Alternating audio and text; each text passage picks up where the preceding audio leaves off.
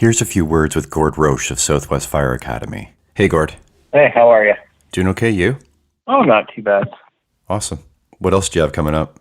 Well, we have a surface water rescue course coming up in the beginning of July. So that's going to be a lot of fun, getting out and doing some rescue scenarios out in Georgian Bay with the boats and things like that. In July as well, we have a rope rescue technician course and an NFPA 1002 driver operator course. So it's going to be a busy July. And again, with the boot camps and the pre-service stuff, we're going to be on our toes. The last flashover day went really well. Yeah, and we're finishing up with our volunteer recruit class program.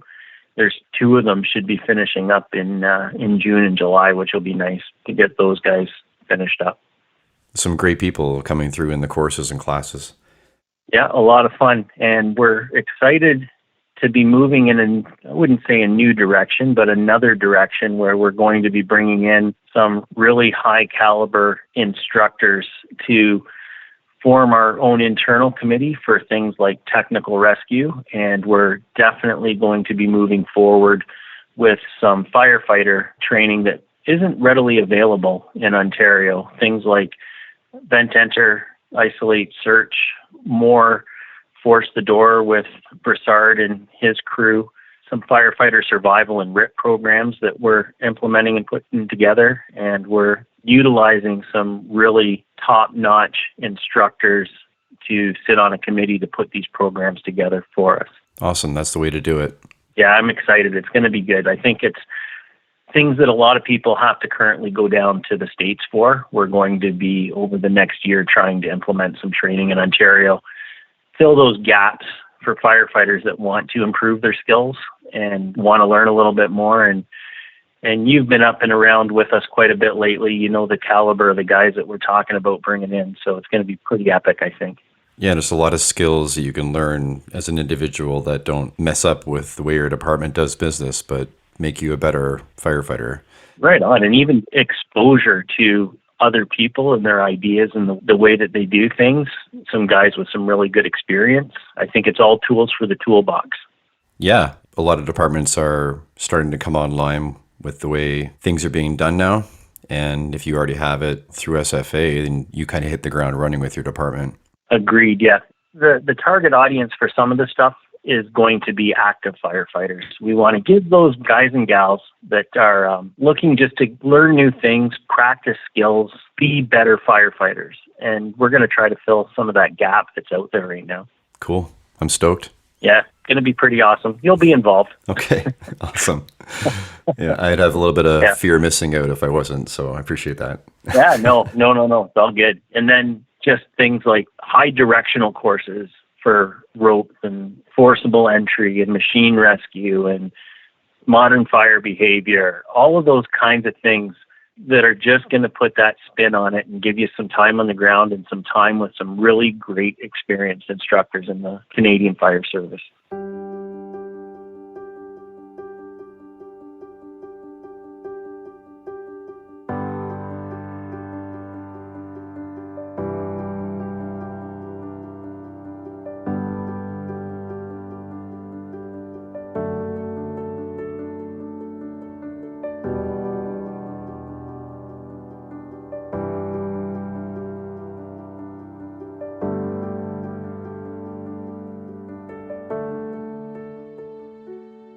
Hello, everyone.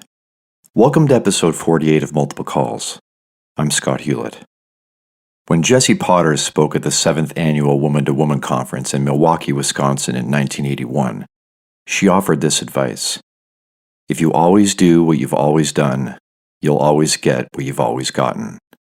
You don't know that you can feel different until you feel different. And the only way to get there is through a leap of faith and trying new things and seeing what happens. Fun fact, you don't know everything about how your body works and what it's capable of. And the ways you might be choosing to make it do what you want or need it to do not only may not be working, but they could be preventing some of the good things you're attempting to do from not working too. My guest this episode is one of a few Wim Hof Method Level 2 instructors in Canada. She dramatically changed her life through the use of mindfulness, breathing practices, and cold immersion. Through listening to her environment, mentors, and her own mind and body, she gained self-awareness, self-love, and self-control, and is venturing to help as many other fellow travelers as she can along the rest of the journey. Are these practices the solution to all your problems? Probably not. But of all the options available to you to shake things up so you can shake things out, they are free, accessible, require no travel, and very little time. Do you have to do one or all of them every day? No.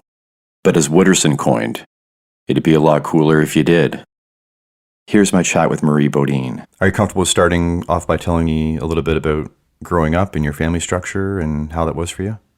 Well, I grew up in Montreal, which was a little bit different than growing up in Ontario. There's some cultural differences.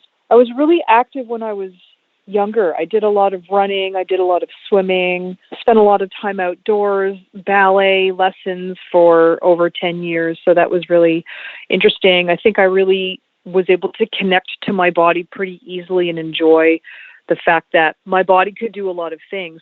But I don't think that my diet was completely great, top-notch. I guess we just ate whatever our parents gave us, but always room for improvement. But I see over time that it seems like they spent more time after I left home eating a lot of those convenience foods and not being active.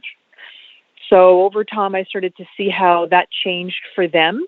And I've had a couple of different points in my life where I stopped being active too, and I saw changes really quickly. So I would say the great thing about being active when you're younger, I'm reading about this statistically also, is that people that spend more time being active when they're younger spend more time when they're older understanding the benefits and then actually doing that, putting that into place and having some sort of action structure. Were you always a pretty self-aware, intuitive, reflective child? Definitely, I would say so. There's a drawback to that too, because my brother's a very analytical person. And so my lack of skills to ask factual questions instead of constantly ask people what they're feeling, it doesn't always work with everybody. So I think a lot of the time, thinking back now, how I related to people maybe didn't always give them enough space for them to relate in the way that maybe felt best for them. And I think this method's for sure, like, well, obviously we're going to be talking a little bit about cold and breathing and those kinds of things, but I think I got a lot of skills learning how to listen to more people. And I did spend some time working with the survivor support group through the distress centers of Toronto. And when I was volunteering for them in person, I had to learn a lot of listening skills that I never knew existed. And that was very humbling for me. Very, very humbling. The use of words can not only change other people's feelings, but change the chemistry in your blood. I'm a lot more mindful about the words that I think, the words that I write, the words that I speak.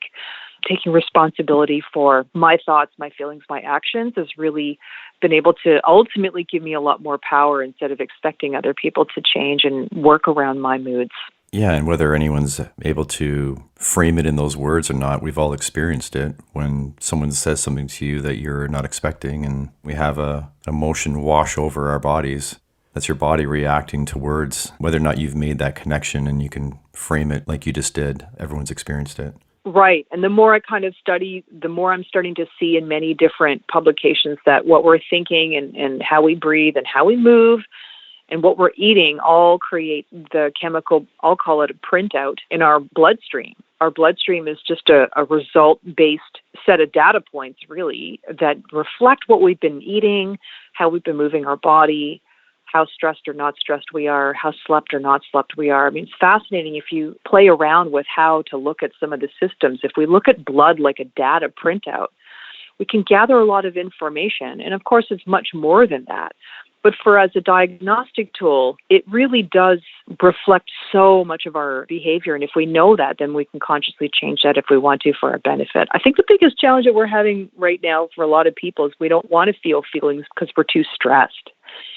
And the less that we feel things, the more we can get on with certain tasks. But we're not robots, and we have to consider how we feel about things. Otherwise, those feelings will stay in our system until we're ready to deal with them because we're feeling sentient beings. And if we're not able to command how we regulate or re-regulate our emotions, then we're really looking at a long, long life of frustration, illness, imbalance, isolation, separation, and feelings of being really lonely and not having meaning or purpose. I know it's a big sentence, like I thought it was a big statement, but I'm seeing more and more that that's really the case. Maybe to tie those two things together, like it's easy for people to understand because it's common knowledge about the blood transporting nutrients and oxygen and removing carbon dioxide. But I think what I'm understanding you're saying is that it's almost like a transmission of information from the stimuli outside your body to the cells and having the body react to the environment in that way. And then I think you're talking about bandwidth even, right? Like how much information can your body take in, process properly, and properly adjust your body accordingly. Is that fair? Not everything, but obviously there's a lymph system too, but oxygen is transported through the blood, and so are happy chemicals and sad chemicals and stress chemicals. And everything that we eat eventually ends up in the bloodstream too, right? So when we're looking at not eating well or not sleeping well and then thinking angry thoughts, which is basically a response, a chemical response, our system is really our eyes, our brain, our skin, our taste. It not only helps us get from here to there, but it's also an information gathering system. And how we interpret that information ends up being produced in the bloodstream that goes around the body to different muscles and brains. So I like to think that if I stay more present, then I have more of command over those processes. And either we're really just making ourselves stronger or we're wearing our bodies down. We know that for sure.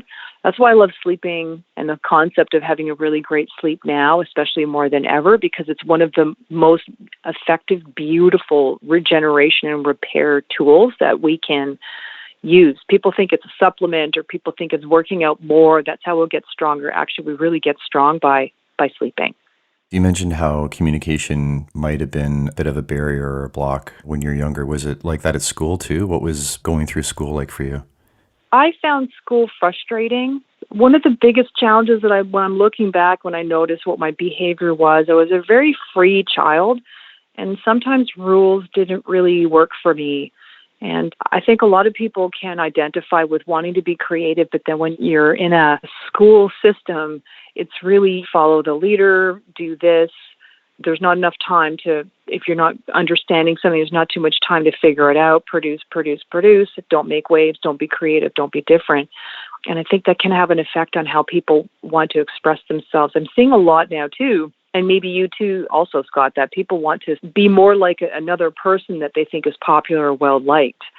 And as soon as we really start changing how we express, how we see the world and how we see beauty in the world because we think other people have it better than us, we really start to lose not only a beautiful part of ourselves, but a huge aspect of what other people could benefit from. Because the more I'm myself and the more that you're yourself, the more that other people can start to feel comfortable about being themselves also. And when we're not ourselves, when we're taking on a different persona or we're behaving in a way that we think is going to get us more likes, more attention, more money, and we're countering that authentic vibe that we feel like, is this really true for me?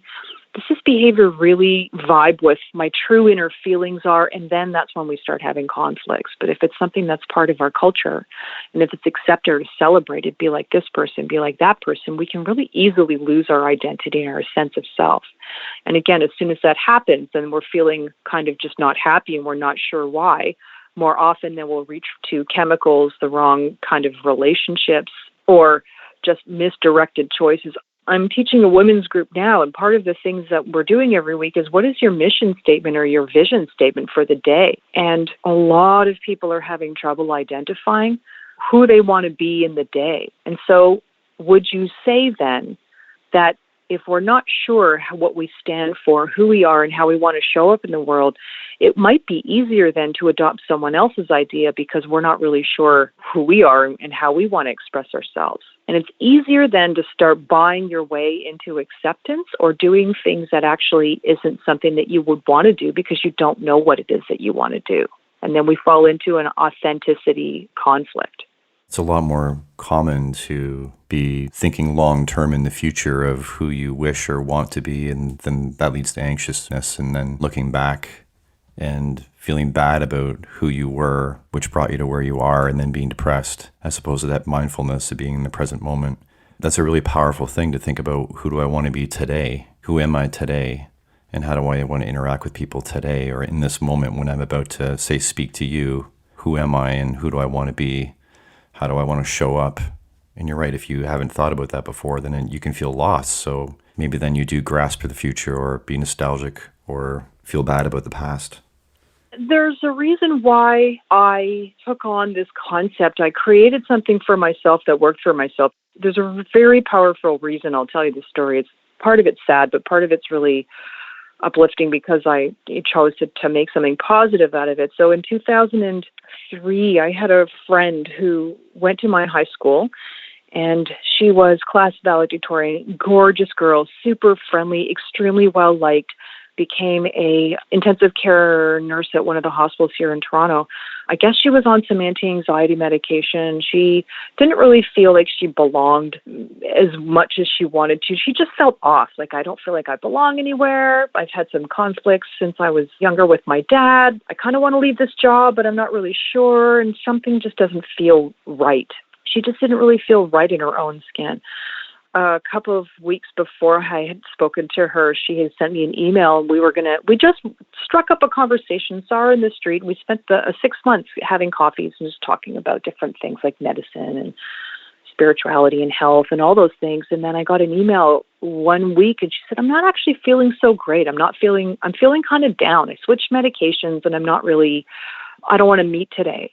Thinking back, for some reason, I got in my head like I should have called her, but I didn't. I just emailed her and I said, no problem. We'll meet again next, week or whatever. Well, 2 days later, her boyfriend called, and he had mentioned to me that she had taken her life either the next day or the day after that. And he came home and found her in the apartment. The story gets really interesting because I didn't have a ride to go to the home for the service and the viewing. I called up a friend. And I said, I need you to drive me to the East End, like right now. I just found out about this thing. This happened. Because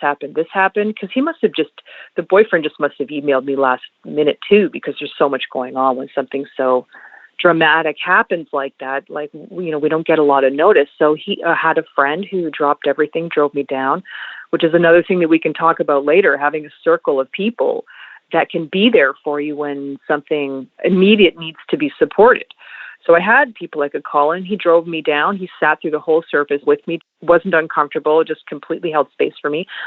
I was completely just shocked is an understatement. I really had trouble managing that afternoon, just keeping it together. I was frightened when I walked into the building. I didn't know what to do. I didn't know where to go. I didn't really know her family.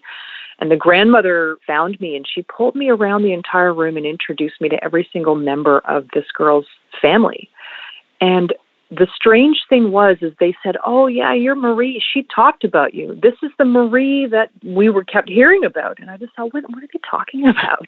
Like, I don't know what are you saying? And they said, yeah, like she talked about you all the time. And I said, well, we'd only really kind of got together in the past 6 months. But apparently what I didn't know was I was leaving a huge positive impact by the little coffee chats that we'd had. And so when I left that funeral service, I made a decision that I never wanted to be someone's bad day, because I didn't want to be the cause of maybe the last bad day or the last day that they were going to have on the planet. And I didn't want to be responsible for bringing negativity or conflict to their life, especially if they weren't going to be around. I didn't want to be the cause of diminishing their day. And then I thought, well, what can I do? Who would I have to be? Who would I have to be to not be someone's bad day? I would have to be a good listener. I would have to be non-judgmental of myself, other people I know and people I don't know, because I don't want to be a stranger's bad day either. So who do I have to change into? What are my values?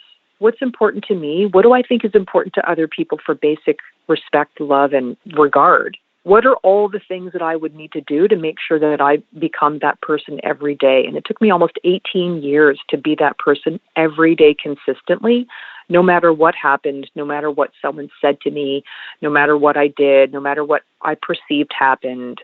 not having all the information. And I would go home and I would close the door and come in every day. And I could guarantee that I was never the cause of ruining someone's day, being their bad day. And it really took me to an interesting place. I had to make that person's death mean something to me.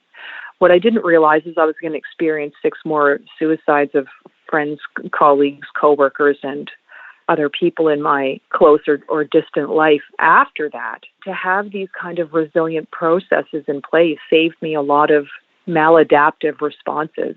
Or anguish or misplaced guilt or... Yeah, the guilt is a big thing for a lot of people. Survivor guilt is huge.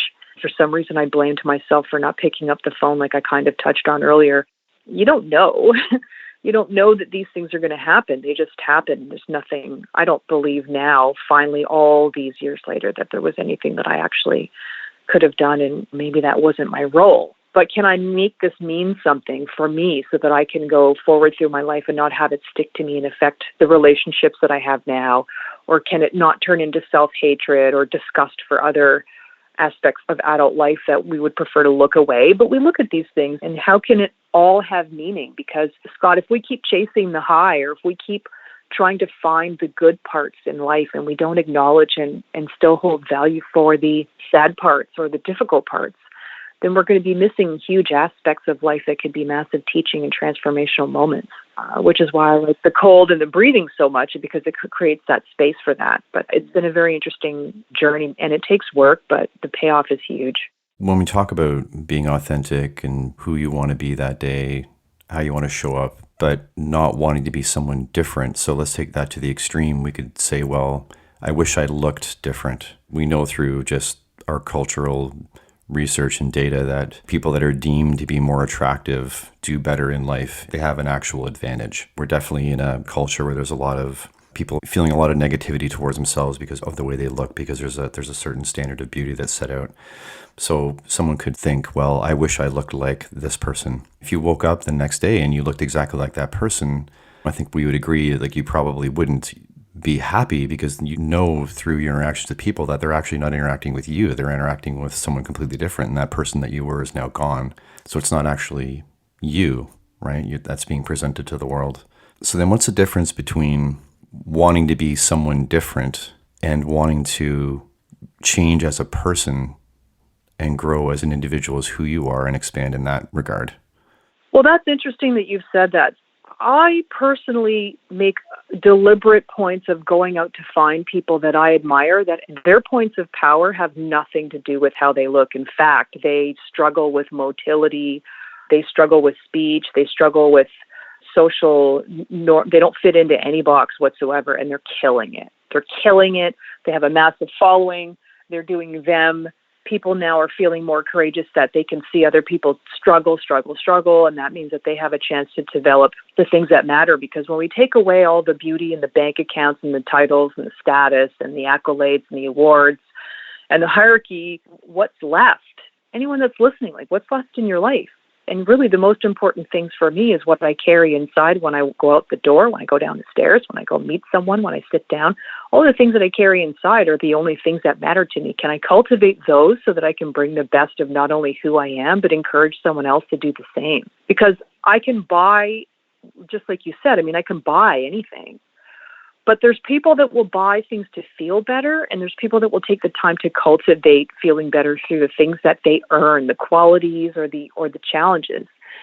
And what I find meaningful is overcoming something that I didn't think that I could do socially, emotionally. I faced so many, I don't want to use the word haters because it's slang and it's trendy, but there's many people that don't like what I'm doing. We all know people that don't like us for how we present or who we are, or what we stand for. That's fine. But can I hold on to the meaning for me that it's gotten me out of countless situations, how I've cultivated and developed my life?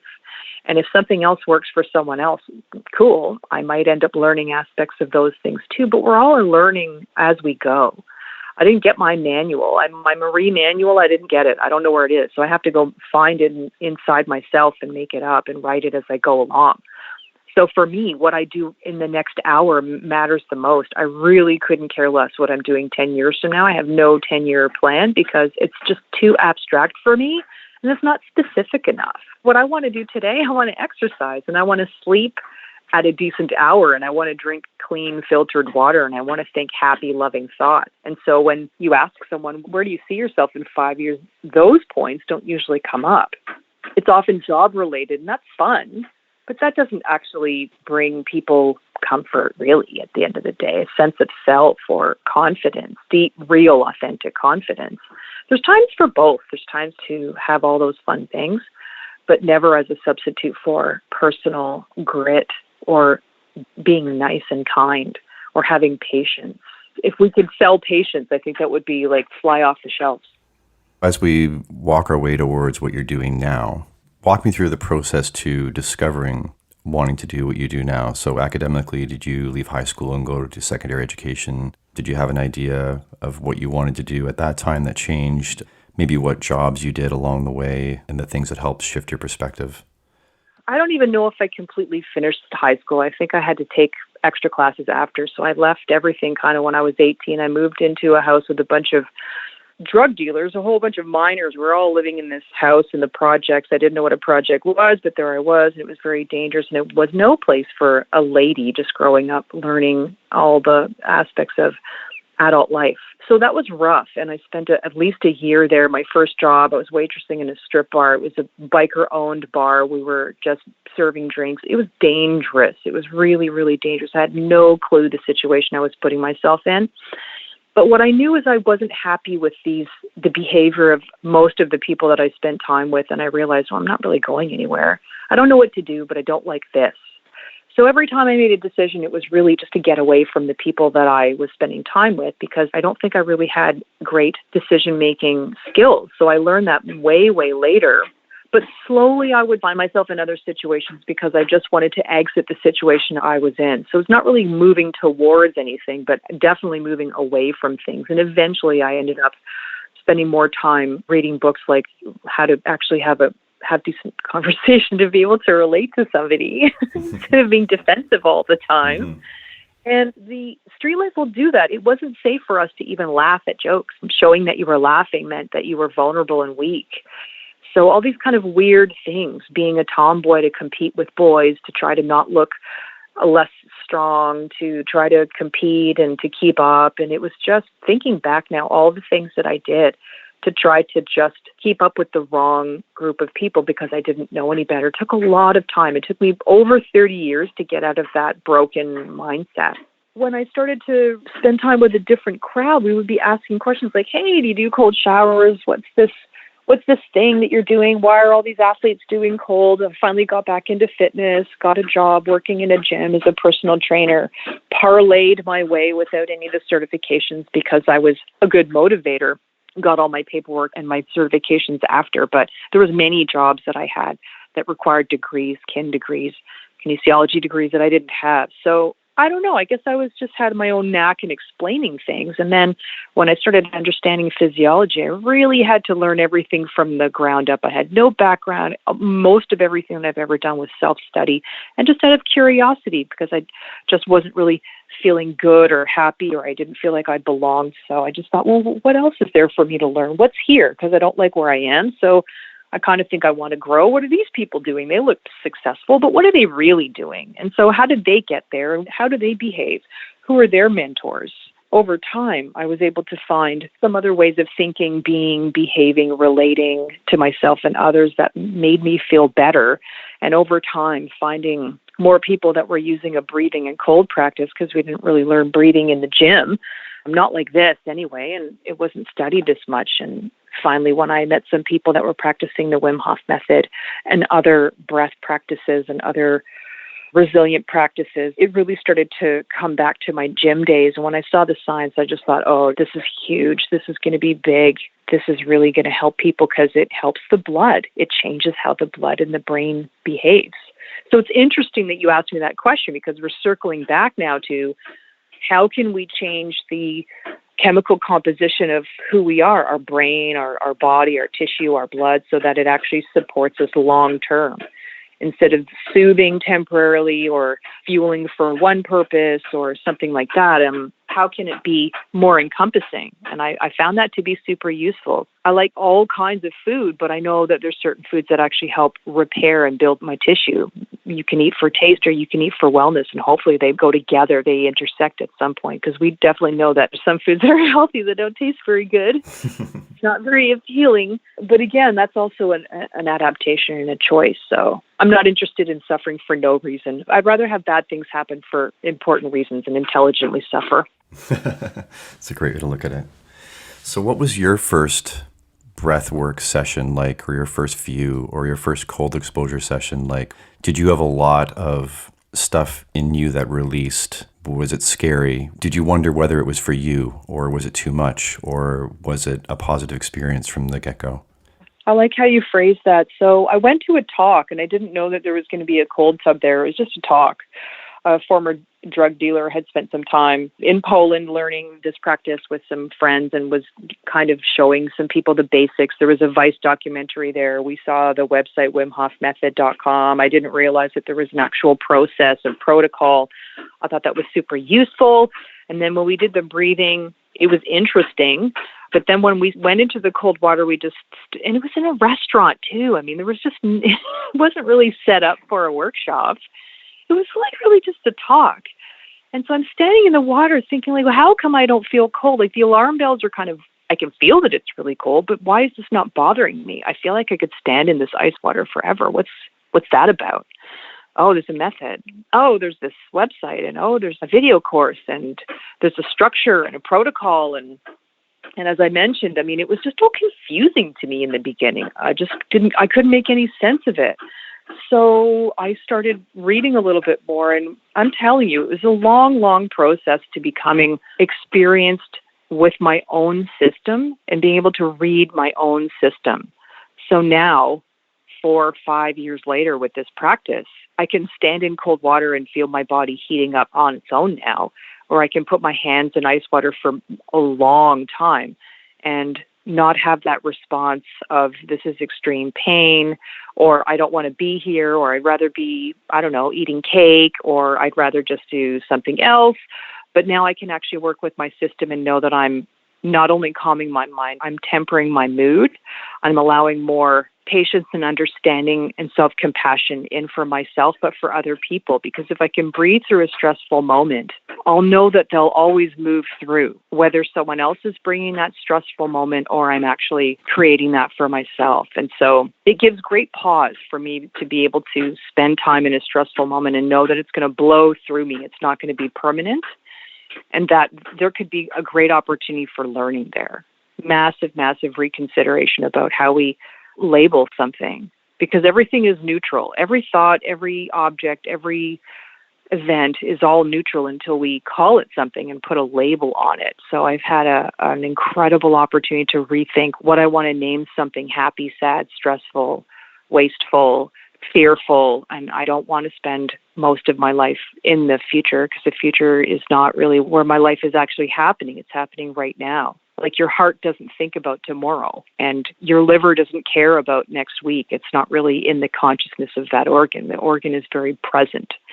And I think some of the parts of the thinking mind are very future focused. And although that could be useful for some things, it's definitely not a great place to stay. It hasn't helped me. And I think being here in the now is much more fun. When I want to create my day is going to automatically create my future, because that's what happened 6 months ago. All the things that I did 6 months ago make up my life right now.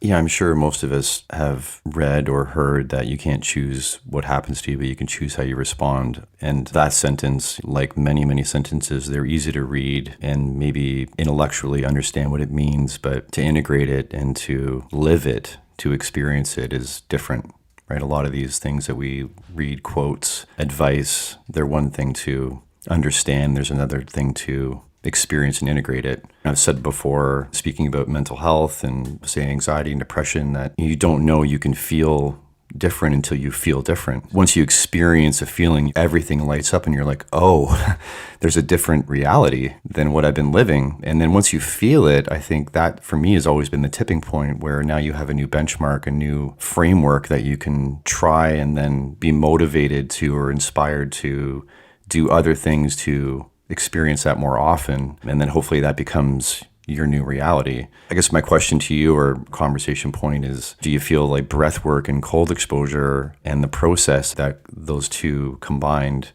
what goes into that gives people a very quick connection to what you're experiencing before it happens, what you're experiencing during doing something physical, putting thoughtful effort into something, and then experiencing a new reality very quickly. Like there's a high, very quick return on investment, as opposed to, say, cognitive behavioral therapy, which may take years to feel a difference, or maybe those differences may be fleeting. Do you feel it's the key with breath work and the cold is it's very powerful, very quick, and that's what shifts people's perspective and intent?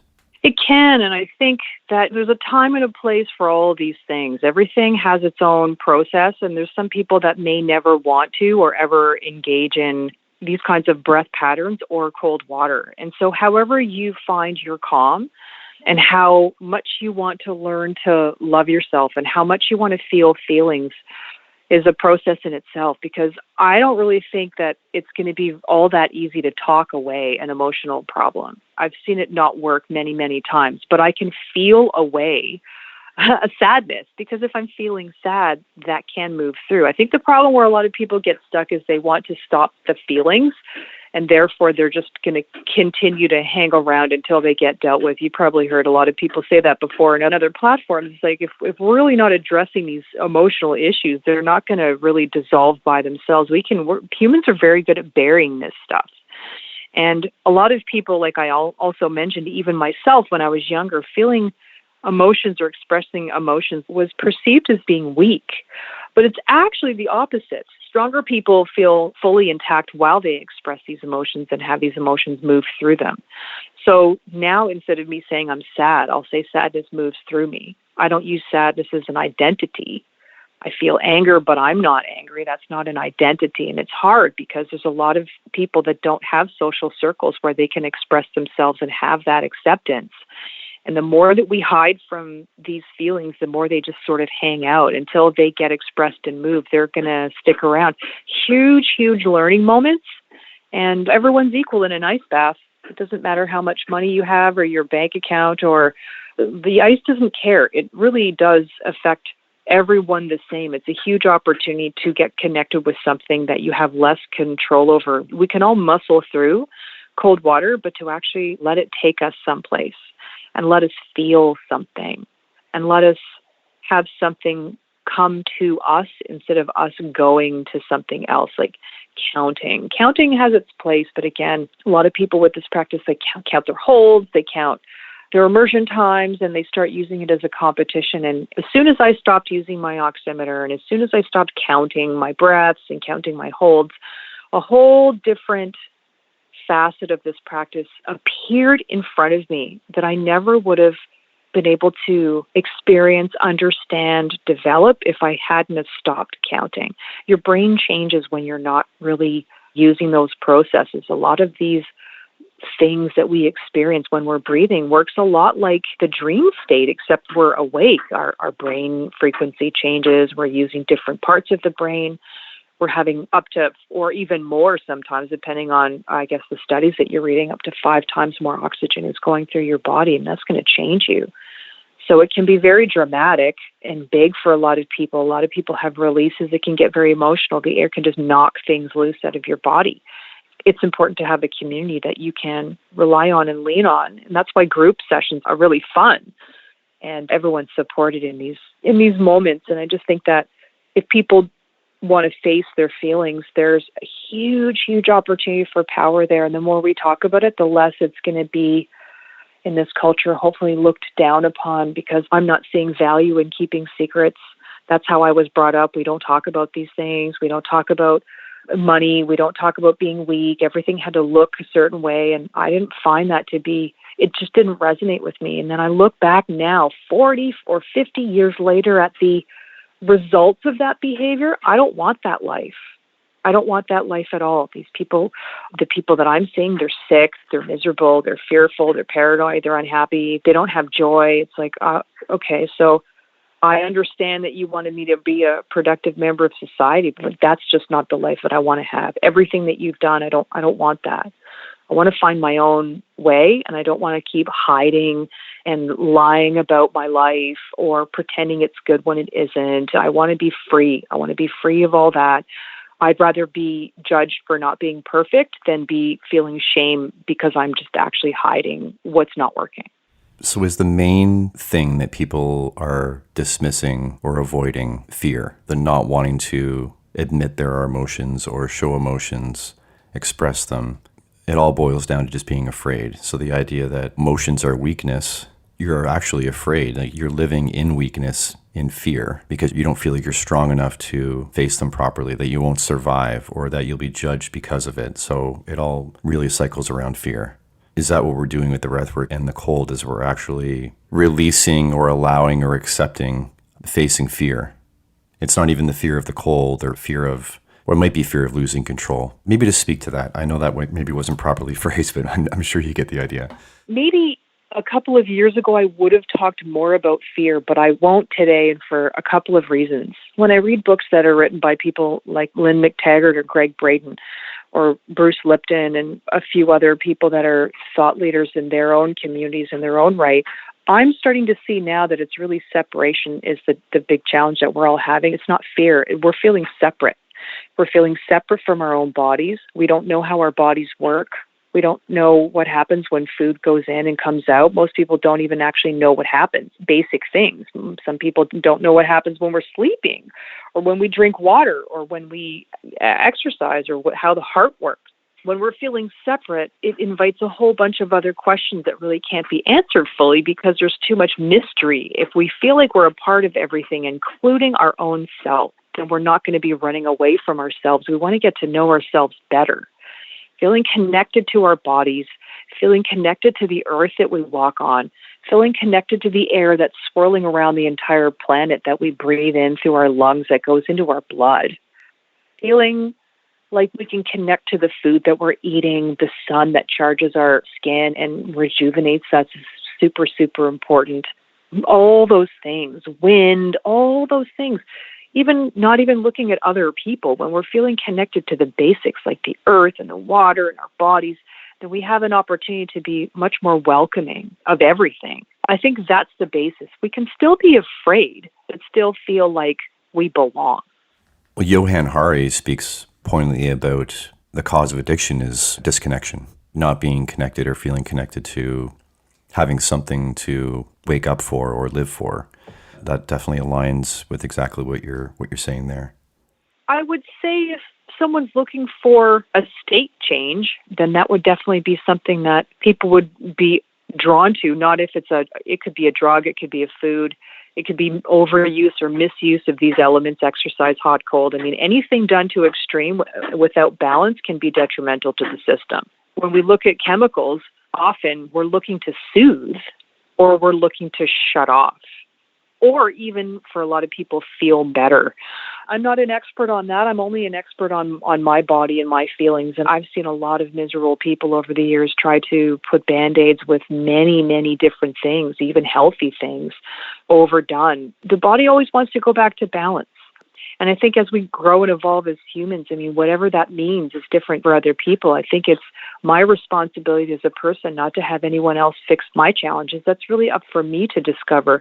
And how artfully I can do that can become a representation of other people taking those little mini risks every day and developing who they are so they're not sold back their happiness or their inherent health. I think there's a lot of money being spent on things that don't need to be spent on based on the fact that we can cultivate these things for ourselves. So when I think of something like breathing in cold water, or when I go on the Wim Hof Method website, I can take a free 3-day course. I can look at these things and say, well, I can use air and water is pretty inexpensive to access for most people. It can help me sleep better. It can help me digest. It can help me calm down. It can help my rejuvenate my immune systems. It can help regulate my adrenal system. That's a huge one.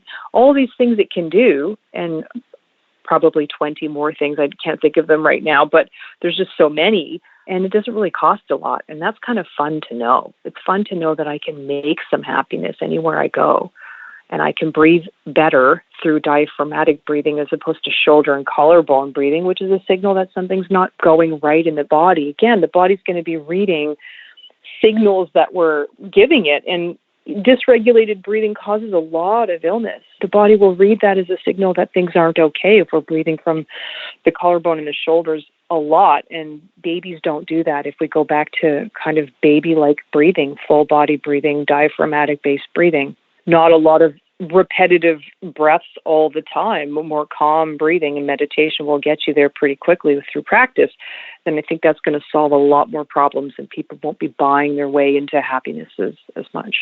Yeah, it's interesting how we understand that, say, take oxygen, for example, that our body is a system and it operates within limits, right? If we slowly decrease the amount of oxygen in the space you're in, you'll pass out. And if we keep decreasing it, eventually you'll die.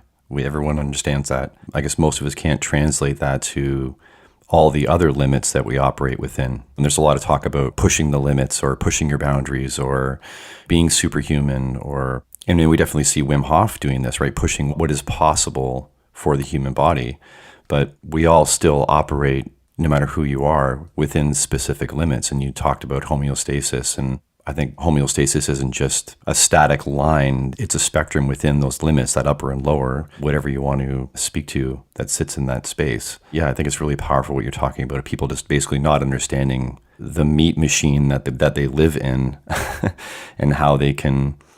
I mean, obviously there's mental and spiritual aspects of that we can use to adjust, our physical being too. But even if you want to start with hacking the system for your benefit, you really can with understanding what the upper and lower limits are, and in a healthier way, playing with that and gaining benefit from it.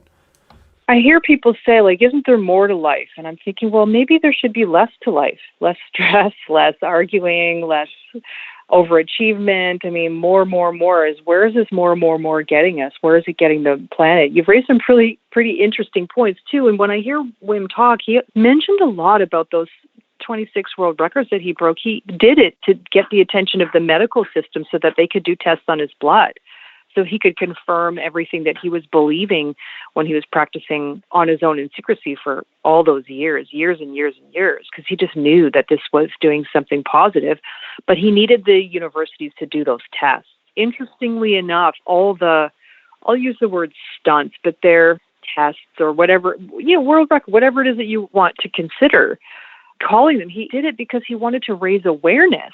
The interesting thing, from what I remember when he did the first world record, I think it was an hour and 56 minutes in ice water, he was so broke he didn't have money to practice with real ice. He had to imagine it.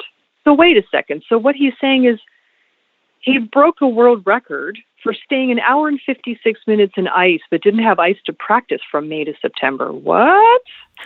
Through visualization. Yeah. I thought, okay, so it's fantastic enough that this world record was actually broken, but if you're even doing it with just mind training, then wow, I really want to know more. When I heard that story, I just said, I got to sit down. This is so out there. I don't even know how to categorize that. So when we're looking at the body, we constantly talk about achieving. This is a question that's coming from the thinking brain. But when we look at a question like that, which is going to be kind of weird for some people to even wrap their head around, like, what does your heart want? Or what does your fascia want? Or what does your cerebral spinal fluid want? Does it want more? Or is it really just our ego mind that wants more all the time? How do we really know what's really best for us? Well, if we can't feel and we don't have that intuition, we don't have that deep, intimate relationship with our bodies, then it would be difficult to know what's too much unless there's an injury or we just get over fatigued. And we know that stress is really anything that's just not homeostasis.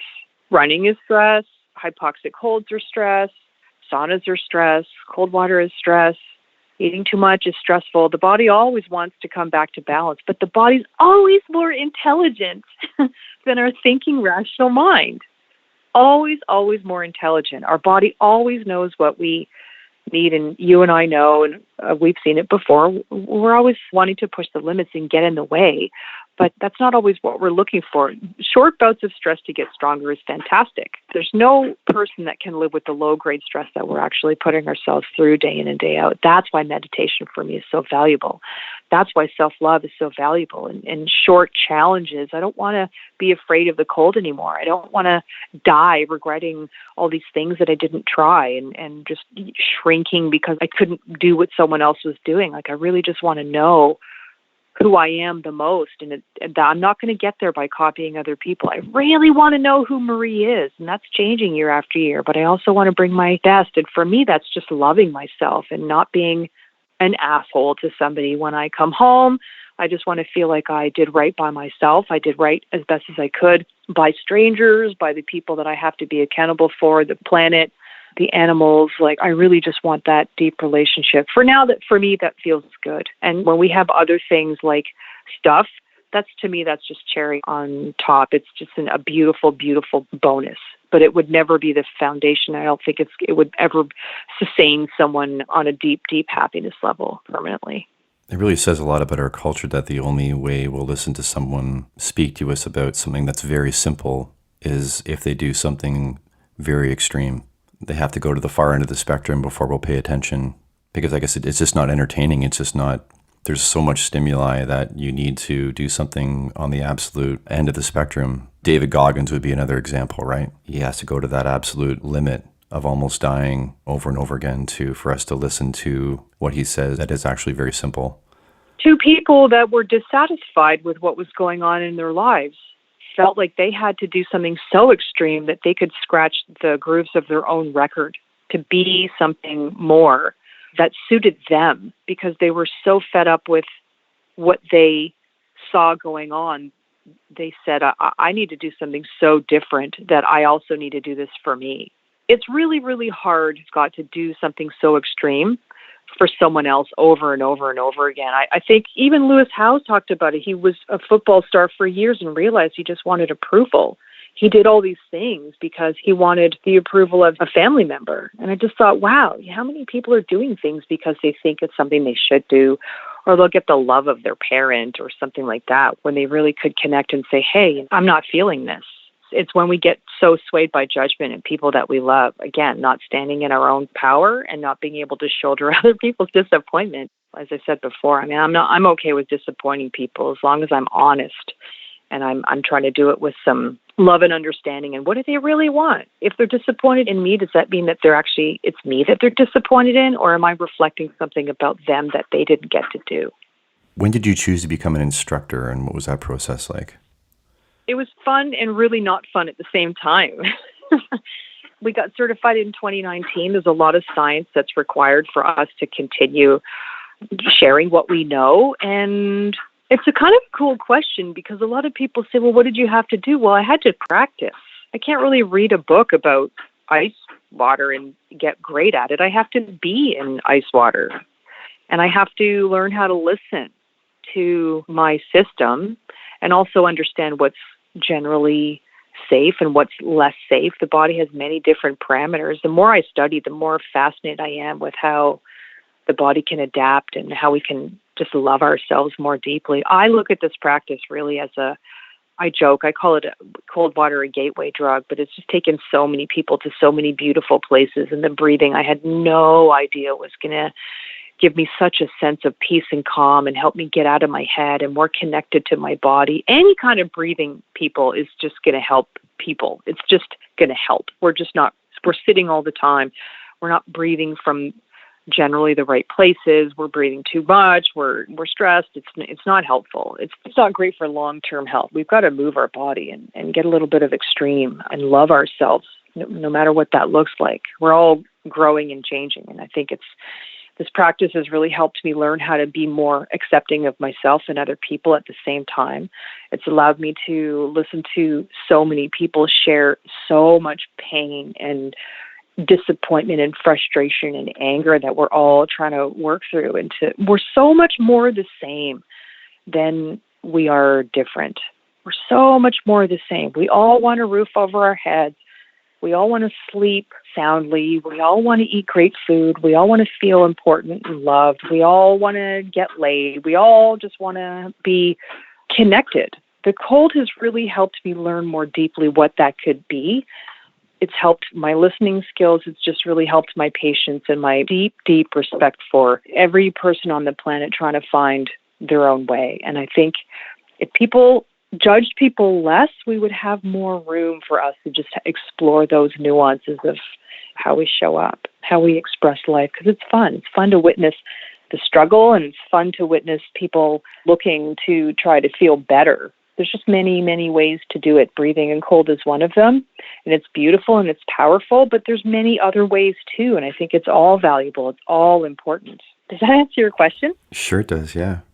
What short-term and maybe long-term transformations have you witnessed that really stand out to you, that just keep resonating over and over, or you look back on and you still can't believe? Personally, for me, when something super quantifiable and super bad happens, I just don't have that same response anymore, like that big emergency, or I go into story, or I try to pre-manage the future. Something as simple as I've completely lost my bag or my wallet. Oh, well, I guess I'll just make a few phone calls and get that solved. I just don't go into panic mode anymore. It was weird. And the more I meditated, the deeper that calm happened. And it happened by itself. It was kind of strange. And I didn't expect to be so calm when something went so wrong, or something that I would have responded to completely differently in the past when I behaved a certain way. I'm like, how come I'm not feeling upset? It doesn't feel right. It doesn't feel right that I'm not upset about something. And so then I said, well, what's that about? Let me explore. I wonder if it's because I'm doing all these practices. And then I realized I have so much more control over how I behave and how I perceive things. And when I start using those practices to stay calm, other people stay calm too. The electromagnetic field changes, because we're still not talking too much about electricity and health in the medicine world. I would love to see more studies be done on how electricity gets the body strong or re-regulates the system. We use it for heart rate monitors, but the body really is an electrical system. And I'm really starting to get interested now more because of this practice on how the electrical systems of the body works. There's electrical charge in our blood, our heart beats because of electricity. I find it incredibly fascinating. So that's one thing that I didn't expect, that I'd be curious about the human system and electricity, but just the radical calm and the non-judgment, or the less of judgment of myself and others, it was completely unexpected. I never really liked the cold at all. When I became an adult, I just thought everything kind of sucked about it. And now I'm a lot more respectful and understanding, and I can appreciate it a lot more. I don't say I love it, but I can say for sure that I'm really liking what I'm learning about myself through that practice. I'm really liking who I'm becoming, and I can see that other people are saying the same thing too. Again, even circling back to when my first friend passed away, the goal of not wanting to cause more problems or to cause more friction for myself and other people, it started a while ago, but this process and this practice really galvanized it very quickly, much faster, as you suggested also, than traditional therapy for me and for a lot of other people, although everything has its place in its own time. For me, I did all that, and I never got as far as spending some other time with other people and this practice as well. It's been wild.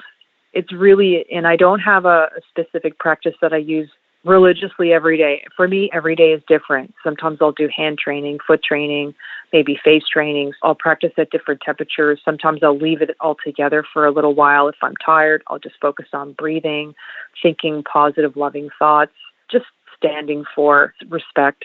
Part of what I wanted to ask you was how this type of self-care, how these ventures can be even more crucial for first responders. And I think you answered quite a bit of that. I'd love to hear you speak more specifically to it. But obviously with the lower we can keep our heart rate, the calmer we can be, the more under control our breathing can be. Not only do we think clearer, make better decisions, take more of the world in, less tunnel vision.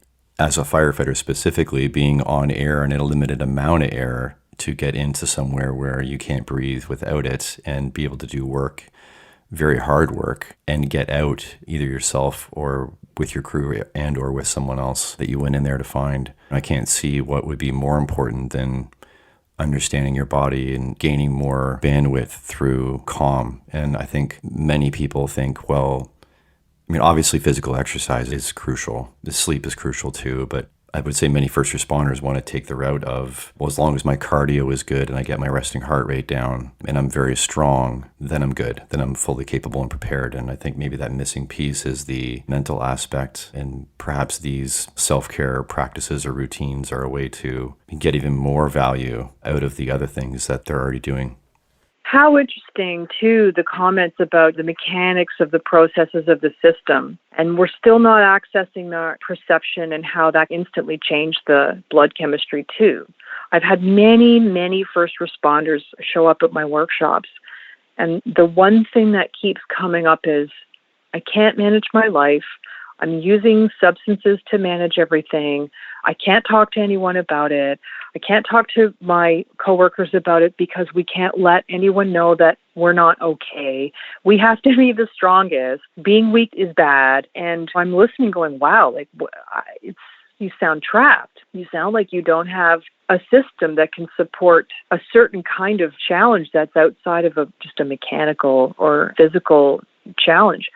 We're only talking about the people that you're serving when you're helping at work. You're talking about maybe their mental state too, right? Because is that not an assessment part of when you're assisting someone on a call, is assessing their mental state? Yeah, it should be a deeper portion of it, and there may be some misunderstanding of it, but currently it is a piece of the puzzle. I just don't think it's given its full due. So maybe it's addressed in emergencies. But the thing is, too, I'm just hearing it too many times from people in that sector. The people that help other people always perceive that they need to be the strongest. Sometimes I talk about something like a sword. Sometimes I look at my body or my life as a sword. So a sword has to be strong. It has to be flexible. It has to have balance. It has to have sharpness. And a mind also needs to be flexible, strong, have balance, and have sharpness to be a good tool. And so when we ignore one aspect, it will wait. And I'm just hearing it too often. I hear a lot of people talk about, I can't talk about these things because they're perceived weakness. And so I really think that I don't have the answer because I'm not in that system, but I do know that the answer isn't to continue to push it aside. As you know, the culture has changed dramatically on how we look at mind training and behavior. And I think really because so many people are having challenges now, we must talk about it. When we're doing this practice, sure, we're working our cardiovascular system, but we're also recalibrating the adrenals. So the system will just start to run better. But we must sleep and we must give our mind quiet and really give it a break. It's just grinding away too much. And if people can even adopt something as simple as a journal or connecting with nature and getting out of their heads and thinking that they can overcome everything by muscling through, there's a whole beautiful aspect of who they are that they can connect with, and eventually things with loving regard can start to work through on their own. And remember, I'm not talking about all answers and I'm not talking about all mental health, but I think just the shame part really has to be addressed. It really has to. This can't sustain itself because it's permeating all aspects of society. And we know now people are taking more pills than ever. They're distracting more. We need everyone on this earth. We need people that have that skill to help. I really just want people to know that there are other options. If there's someone that has an addiction, they can still practice mindfulness and breathing exercises and feel better. There's been many stories, many of my fellow instructors have talked about former addicts feeling so much better when they practice these techniques. Even box breathing, it just helps recalibrate the electromagnetic resonance of the heart and the brain through the vagus nerve. I love that we have science now about these things. I love that we can study and show it in graphs because we can demonstrate that it works through these printouts and these readouts. But really, self-love is really, when it comes right down to it, a beautiful place to start. Even could you consider the possibility of loving yourself today. Even if you can't love yourself today, could you be open to the possibility? And I think that's a beautiful, beautiful place to start. Like I said, I love this practice. I love everything it brings, but I don't find any power in muscling through and shame and hiding, and it's never going to work long term. So for the people that are still struggling, continue to practice with what you're using and then try this, and eventually the body will start to prefer one over the other. I'll never tell someone to stop doing what they're doing. I'll say try adding this a little bit. See how this feels for you. See if it helps you feel a little bit better. The body requires a very, very small amount of this practice to feel good. I would also use the concept of minimum effective dose, as you might have probably heard that in other parts of wellness. I mean, we have a very small amount of dose of cold or dose of vitamins, movement. I mean, the body requires not a lot to really make big changes on its own. So when we give the body a more regulated breath pattern, or we give it some space, mindfulness, because it can't get it all done at night, which is why meditation is so great in the day, because it changes our brain function for the better. And then when we get into maybe some cold water, some exercise, it doesn't take a lot. We don't really need to push it that hard. There are minimum effective doses, and I think it's a beautiful concept. I'm starting to explore that more with the minimum effective dose for cold. Or, hey, like, can we track how much we love ourselves? Is there an app for that? Because I would kind of like to see someone come up with an app to love themselves more. Isn't that kind of what we want at the end of the day anyway, to be happy? All of it. There's definitely a culture of keep grinding, muscle through it, like you said, go hard, keep hustling, the rent is due. There is value with, like you mentioned, grit early on when we started talking, and there is value to that and living in that state when it's applicable. But there's definitely a misunderstanding with the balance that I think there is, and it's maybe fear-based or just misunderstanding that if you rest, if you allow yourself to fully rest and recover, that you'll lose that edge, that it's wasted time, that you won't be able to go as hard, where it's actually the opposite, right? The more you balance things out and give your body that love and rest and recovery, the more you'll get out of the other end of the spectrum. I know you've had people speaking on your show about sleep, and when I listened to it, I was like, oh, snap. Wow, I really learned a lot of things on sleep that I didn't even know. Just the science is coming out more and more, and it all really comes down to ego. And I'm too cool to sleep. I'm too cool to show my feelings. I'm too cool to rest. I'm too cool to love strangers. I'm too cool to really express my weaknesses. And it all comes back to separation for me. That's what I'm perceiving. The more we separate ourselves, the less fun we're going to have, and the harder it's going to be in the end. The struggle.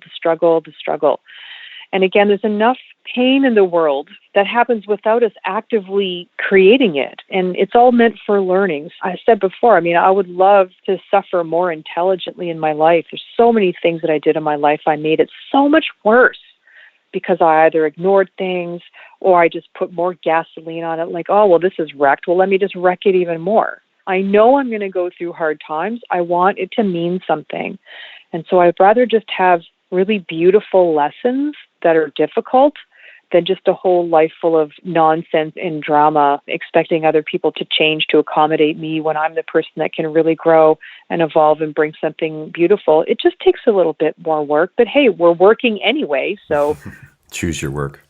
Yeah, I mean, if we all like to work so hard, let's work at loving ourselves a little bit more. Let's work. Hey, I challenge anyone to send me a post and tag me. I had the best sleep ever. I slept so hard.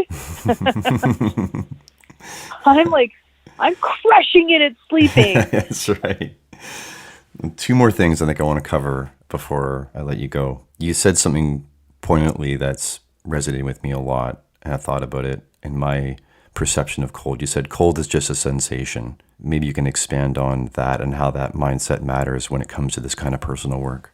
I like to choose my own words sometimes when I'm facilitating or demonstrating these practices. So often I say, well, cold is a loud feeling. I don't even use the word uncomfortable because some people love the cold.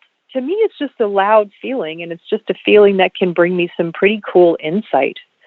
So can I look at this with some curiosity, and can I find a way to connect with my breathing so that I can command my power? I don't like using the word control too much either, but can I command my power? Can I command my body? Can I work with it as a best friend and a deep, deep partner that's completely interested in my best, my health, my interest? And can I invite more happiness, more calm? And can I use these little stressful moments as points of learning?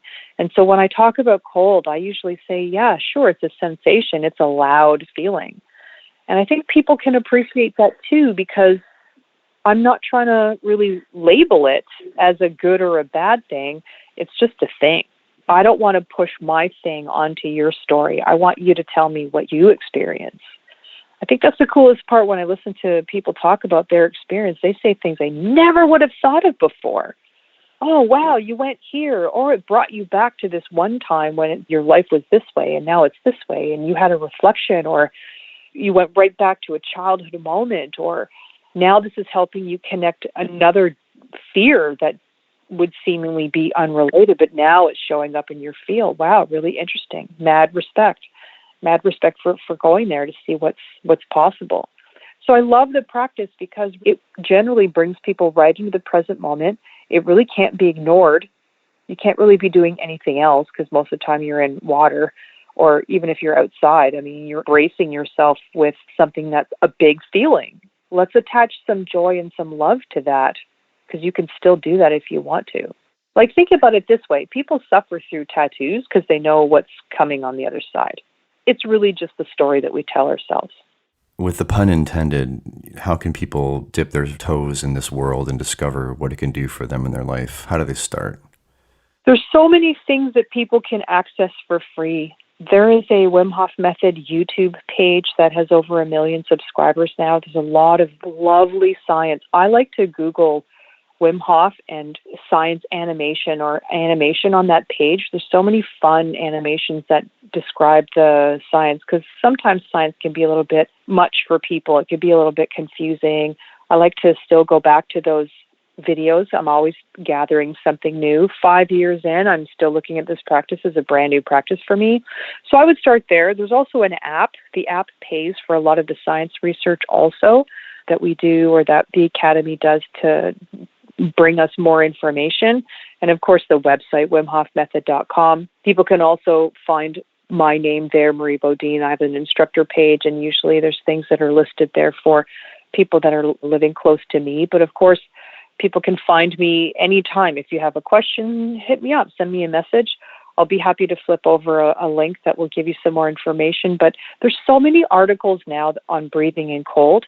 What I would like to stress for people is to look at the science too, because when people write articles, they're generally taking all the science that's already out there and then just interpreting it and writing. So the science that I read, the same science that fashion magazines read, but also science publications and medical websites, we all read the same science, and I think how it's interpreted is different, and how people write about it is different. Go to the source as close as you can, find out more about the studies, but also just have fun with the practice, and don't think about it really as a mountain to climb, but more kind of a park to walk through. Play with it and be curious, and really just enjoy yourself, because if it's one more thing that you need to check off in the day, it turns into a chore. And I don't want people to think about this like a chore, because there's so many other rules that we have as adults. I really want this to be looked at as play and fun within those, like we talked about before, those minimum effective doses, those safety parameters. I want people to feel like they can really just explore, but also have a good time with it, because there's so much opportunity to gain more confidence and to feel better about who we are, no matter what our day looks like. That I would encourage anyone who's healthy enough and feeling good enough to be able to just see what's there for them. And it's ongoing. It's ongoing. You can go as deep as, I can't wait to see what happens in my life another 5, 10, 15 years, because for me, every day is a new day with this practice. I would encourage people just to play. Always be safe. Less is more. Dip with a buddy or grab the app and find a community. Adherence goes up so much more high if you have a community with you. I find the support is one of the most important things. And I know that you feel that way too, Scott. Support and community is really, really important. Just find a group or find a buddy online or in person. Have some fun with it. Well, I'm super grateful that we were connected, and a few times that we've had a chance to interact, it's been really special and a real pleasure. And I'm just grateful that we've had a chance to connect, and I'm really glad you took the time to talk to me. I'm just really grateful that you're helping bring this information so that people can consider it to be one more thing that they could explore and try. I'm looking forward to getting feedback from people too after they start practicing, because we all want to help everyone feel better about their lives today and not have to wait 5 years from now for everything to be perfect before we can start enjoying ourselves.